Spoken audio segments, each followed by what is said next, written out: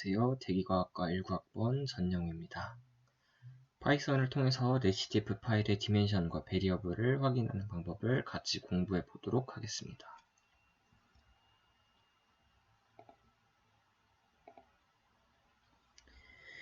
우선 자료를 불러오고요. 제가 이미 자료를 불러왔습니다. 그래서 프린트 데이터를 통해서 데이터가 어떤 구조를 가지고 있는지부터 알아봅니다. 타이틀, 인스티튜션 같은 정보를 확인할 수 있고 이러저러한 정보가 많이 들어있지만 우리가 가장 집중해서 볼 것은 여기 있는 디멘션과 베리어블입니다. 디멘션은 이 자료의 차원을 알려주는데요. 위도, 경도, 그리고 시간 및 NV라는 이렇게 네 가지 차원을 갖고 있습니다. 또 이 차원들은 각각 크기가 있는데 90, 180, 1712, 2라는 차원의 크기를 가지고 있습니다.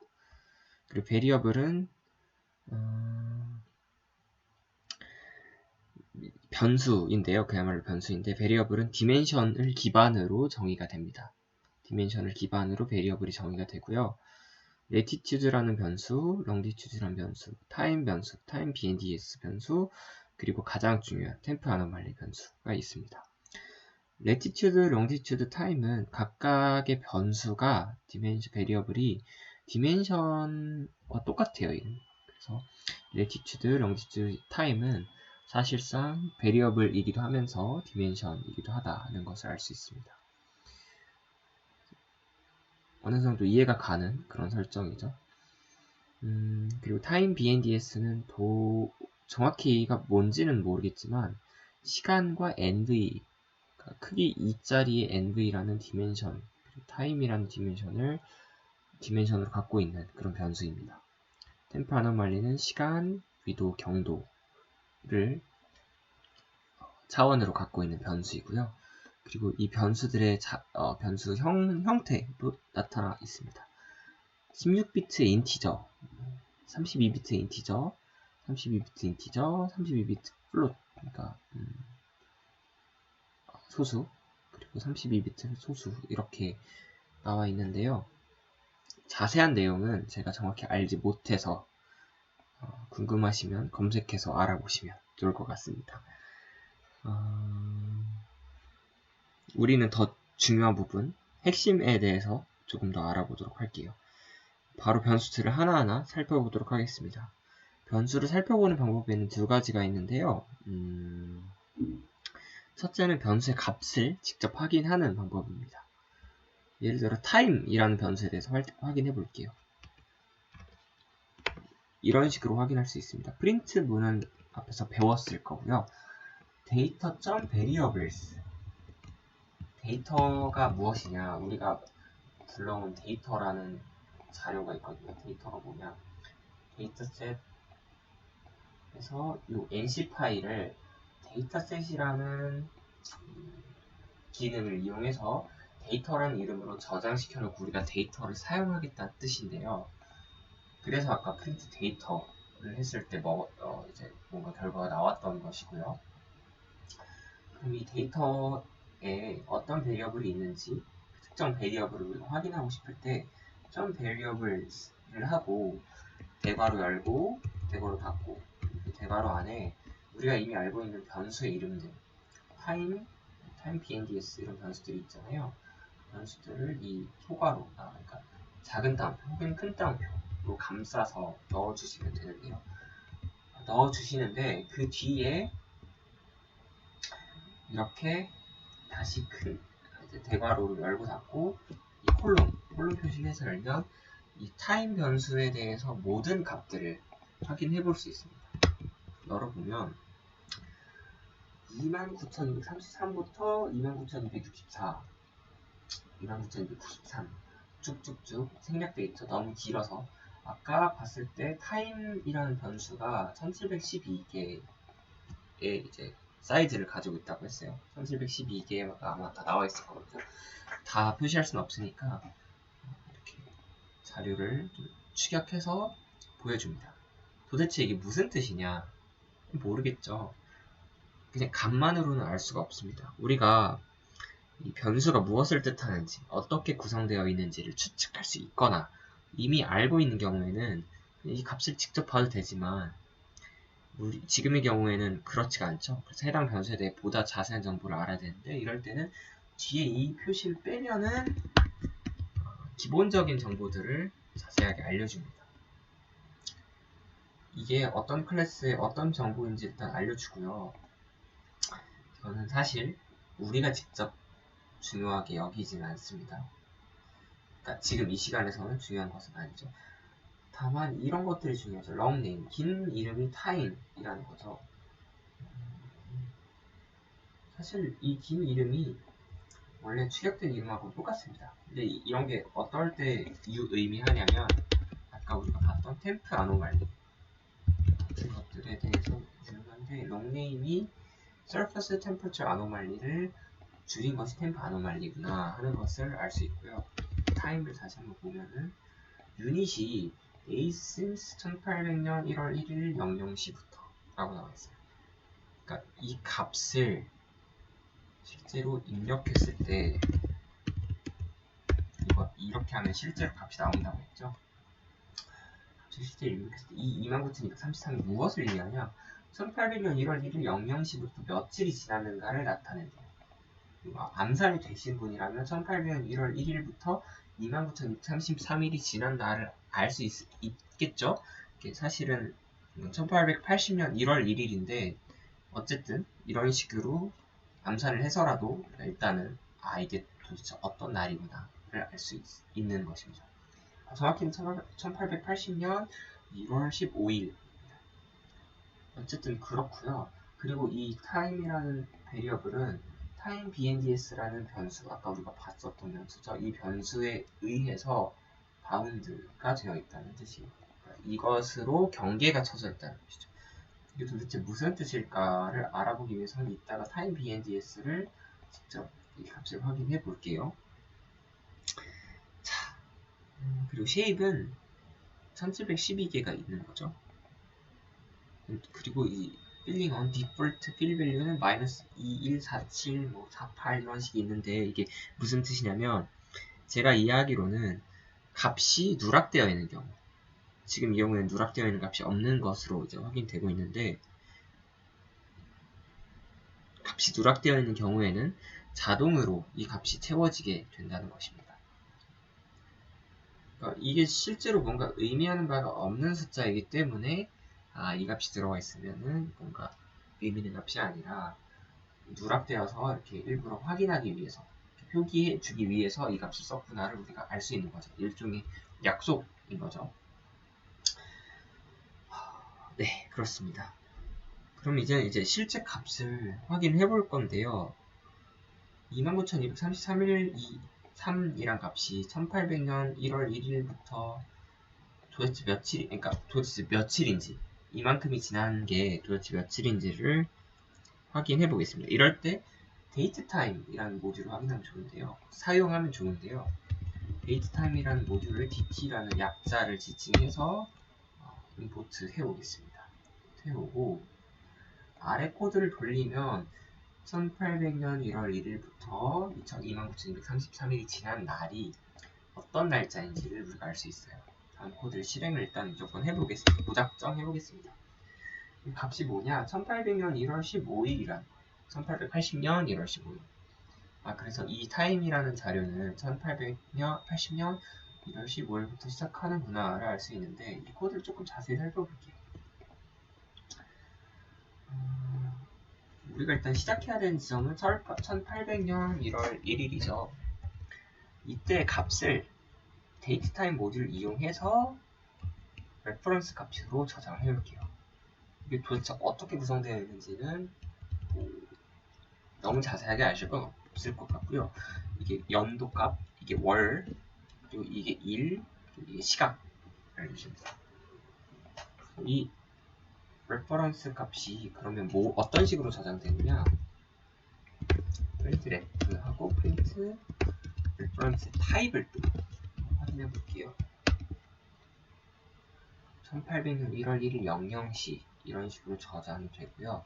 그리고 이것의 타입은 인티저도 아니고 플롯도 아니고 스트링도 아니고 datetime.datetime이라는 클래스입니다.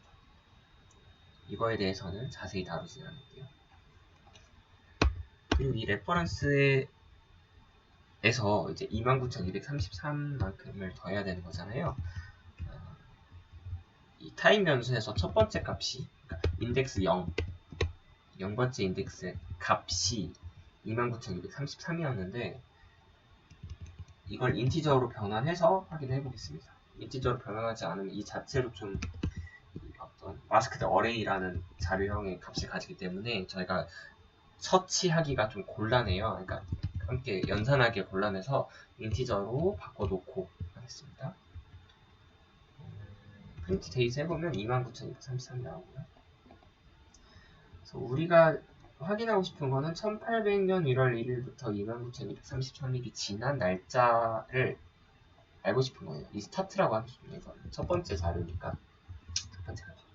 그래서 레퍼런스 플러스 dt.time 델타, 데이스는 데이스가 29,233일을 더한 날짜가 언젠지를 확인해 보면, 프린트 스타트 해보면 1월 15일이라는 거죠. 1881 1월 15일. 그러면 다음 자료도 살펴보면 29,233일부터 31일이 지난 값이에요. 그럼 언젠가요? 2월 15일이겠죠? 그리고 이때부터 다시 29,293일은 29일이 지난 값입니다. 그러니까 1800년도가 윤년이기 때문에 1880년이 윤년이기 때문에 이때로부터 2월의 날짜는 29일이고, 그래서 29일이 지난 날은 다시 3월 15일이 될 겁니다. 이런 식으로 보면 대충 유출할 수 있는데, 그러면은 이 타임 자료는 한 달 간격의 이제 그 대표값을 모아놓은 값이구나. 그러니까 15일 값들을 연속적으로 넣어놓은 값이구나를 알 수 있습니다. 실제로 그렇다는 것을 이 타임 BNDS 어떤 식으로, 어떤 값으로 이게 경계에 쳐져 있는지를 통해서 확인을 더 자세하게 할 수가 있는데요.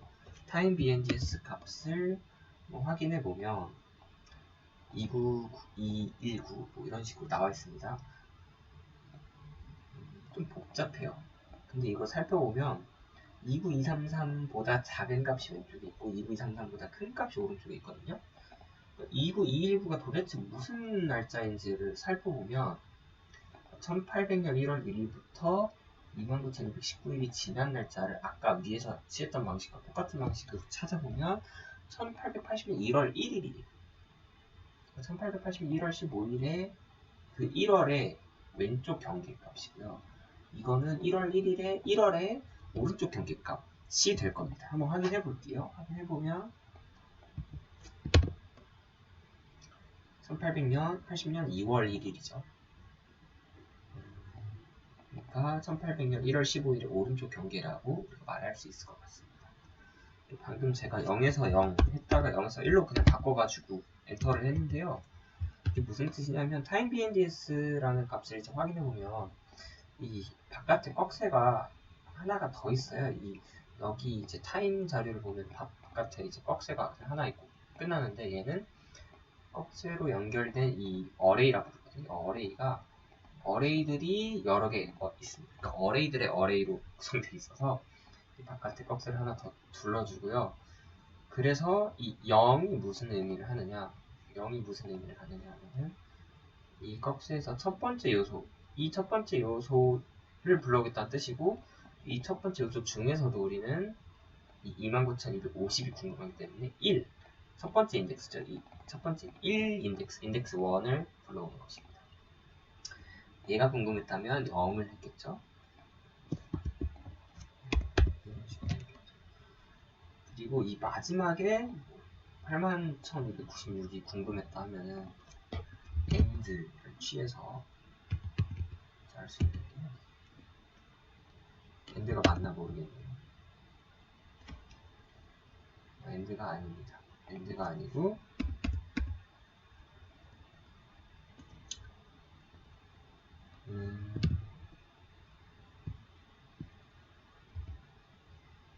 제가 이거는 기억이 잘 안 나네요. 잠깐 확인하고 오겠습니다. 네, 제가 좀 다른 언어랑 좀 헷갈렸던 것 같아요. 매틀랩이라는 언어에서는 AND를 하면은 그걸 할 수 있는데, 여기서는 이제 마이너스 1, 그러니까 0번째 인덱스가 여기잖아요. 0, 인덱스 0이 이거니까 발상에 전환을 해서 마이너스 1은 그럼 여기 끝에겠구나, 이런 식의 발상을 통해서 아마 마이너스 1을 넣으면 이게 나올 수 있게끔 파이썬을 개발한 사람이 이렇게 만든 것 같아요.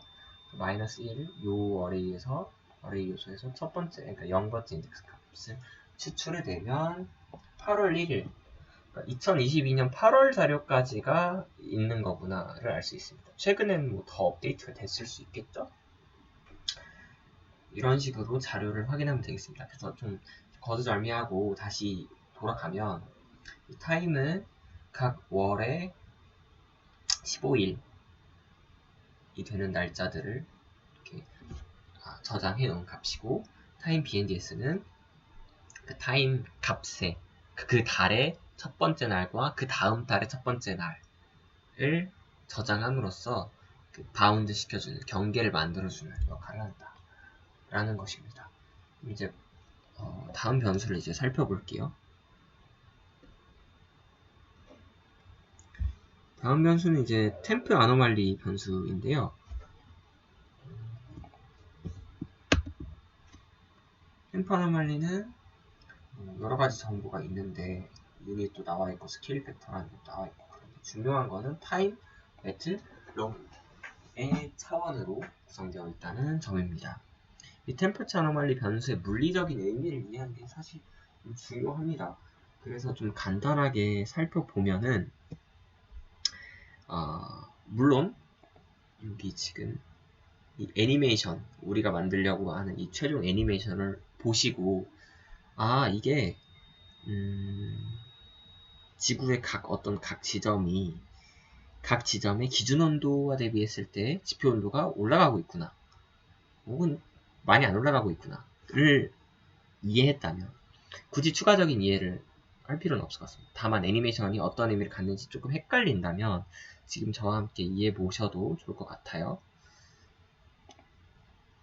이 템퍼러처 아노말리 변수는 시간, 위도, 그리고 경도에 대한 변수입니다. 즉 같은 공간이라고 하더라도, 같은 위 경도 값을 갖는다 하더라도 시간에 대해서 변하는 값을 가질 수 있고, 또 같은 시각이라고 하더라도 위도 경도가 차이나면 다른 값을 가질 수 있는 것입니다. 이 데이터에 대한 설명을 다시 한번 보면, 이 템퍼러처 아노말리 말고 데이터 전체에 대한 설명을 다시 보면, 베이스가 1950에서 1980이라고 써져 있습니다. 이게 무슨 뜻이냐면, 이 베이스가 기준값을 의미하는데요. 즉 어떤 시각, 어떤 위도, 어떤 경도에서의 템퍼러처 아노말리 값은 방금 얘기한 그 어떤 위도, 어떤 경도의 1951년부터 1980년도까지의 온도 평균값을 기준으로 해서 그 기준값보다 그 지점이 얼마나 더 온도가 높았는지 혹은 낮았는지를 알려주는 것입니다. 좀 복잡하죠. 자세한 설명은 여기를 들어가면 조금 더 알 수 있는데요. 예시를 들어서 조금 더 살펴보겠습니다. 한국, 그 중에서도 서울의 자료를 이용해서 한번 살펴볼게요. 서울의 위도가 대략 37도 혹은 경도는 128도 정도 되는데, 우리는 그 값을 실제로 사용하는 것이 아니고 레티튜드 변수, 롱티튜드 변수에서 이 값과 가장 가까운 값이 뭔지를 알아내는 것이기 때문에 이 코드를 짜서 알아보는 과정을 거쳤습니다. 이거는 제가 마지막에 간단하게 말씀드리고, 어쨌든 이 과정을 거쳐서 얻어낸 값이 코리아 레티튜드, 코리아 롱티튜드라는 인덱스 값인데요. 이 인덱스 값을 여기다가 넣어주면 템퍼러처 아노말리 값을 확인할 수 있습니다. 그러니까 타임, 레티튜드, 롱티튜드라고 했죠. 첫 번째를 한번 확인해 볼게요. 그러니까 1880년 1월 1일 0시, 그래서 한국에서는 어떤 값을 가졌는지 확인해 볼게요.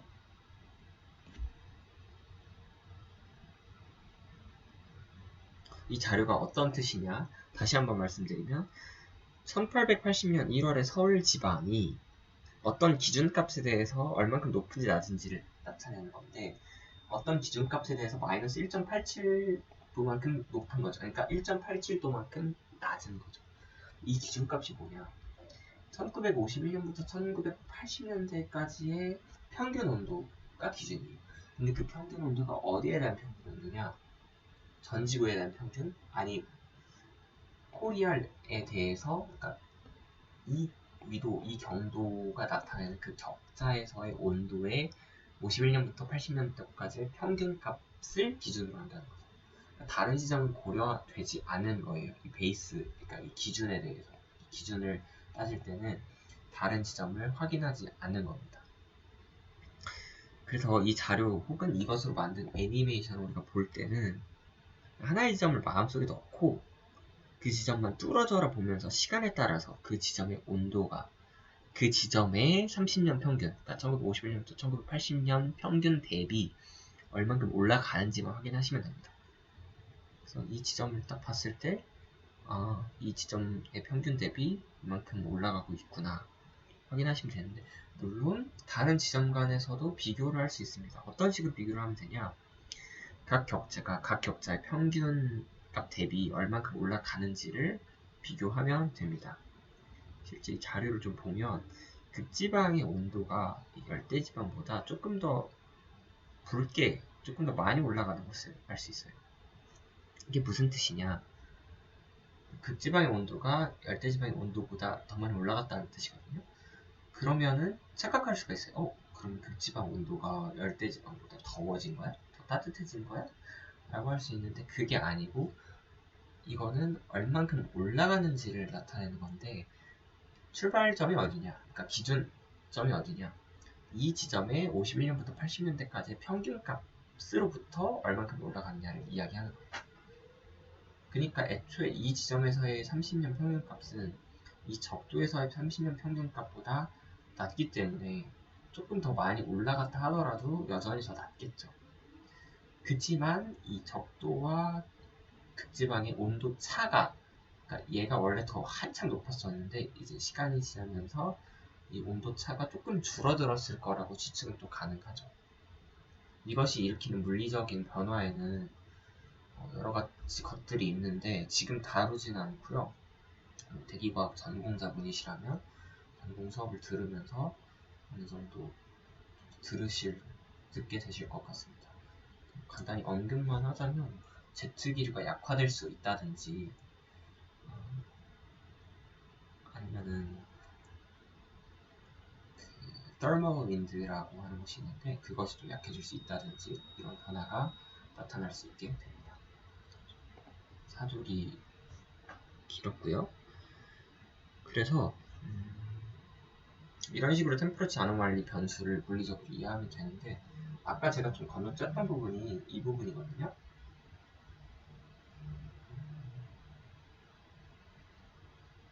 37도라는 위도값을 갖고 28도라는 경도값을 대충 갖는데 이 정확히 레티튜드와 롱디튜드 함수가 37과 128이라는 값을 가지고 있는지 우리는 알 수가 없어요. 특히나 뭐 예를 들어 정말 정확한 위도, 예를 들어 서울지방이 37.567이라는 위도를 갖고 서울지방 경도 120.001이라는 경도값을 갖는다. 이런 식으로 조금 더 자료가 더러워진 경우에는 레티튜드 변수에 이 값을 가지고 있을 리가 없잖아요. 그래서 찾기가 좀 번거로워요. 그래서 가장 가까운 이 인덱스 값이 무엇인지를 찾아줘야 되는데 이걸 찾기 위한 코드를 제가 짠 겁니다. numpy 라이브러리에서 argmin이라는 함수를 데려온 건데요.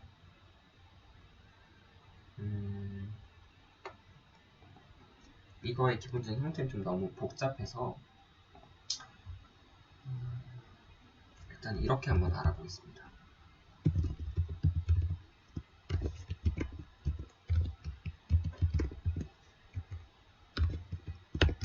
레티튜드라는 변수에서 가장 작은 값의 인덱스를 찾아준 거예요. 레티튜드 변수가 어떻게 되느냐 하면은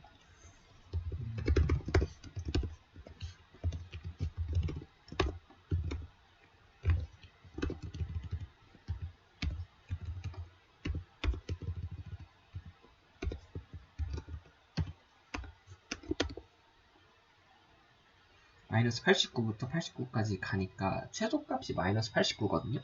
근데 여기에 인덱스가 뭐냐? 인덱스 0이죠. 인덱스 번호가 0이니까 인덱스 번호 0을 알려줍니다. 혹은 앱솔루트를 취해서 해보면 이제 이게 다 앱솔루트로 바뀌겠죠. 그러면 뭐가 나와야 되냐? 마이너스 1 혹은 1. 여기가 제일 작은 앱솔루트 밸류를 가지니까 여기에 인덱스 값이 나와야 됩니다. 해볼게요.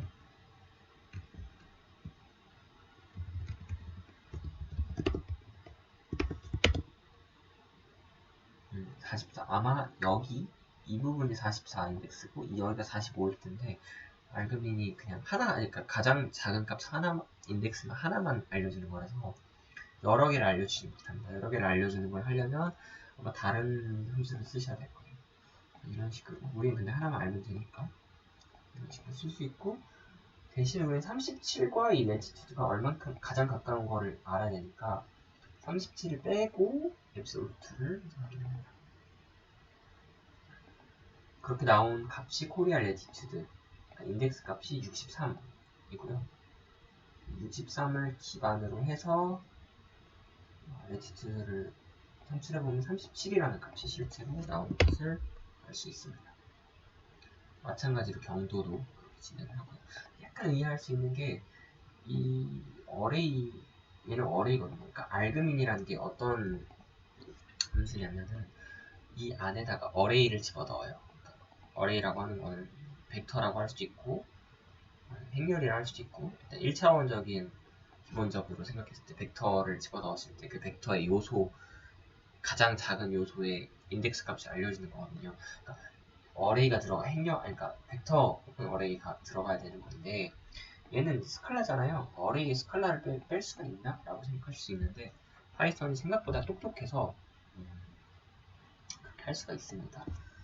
확인해 보면은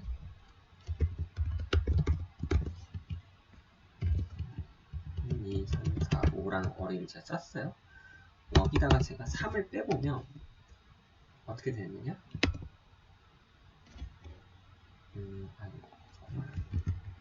모르겠어요. 저도 지금 이게 넘파이 어레이가 아니라서 될지 안 될지가 모르겠는데, 그러네요. 그러니까 이게 그냥 일반적인 어레이를 넣으면은 스칼라와 어레이를 뺄 수가 없어요. 그러니까 이거 리스트라고 부르는데 리스트와 인티저 3은 뺄 수가 없다라고 나오는데 그게 아니고 넘파이 어레이로 바꾸면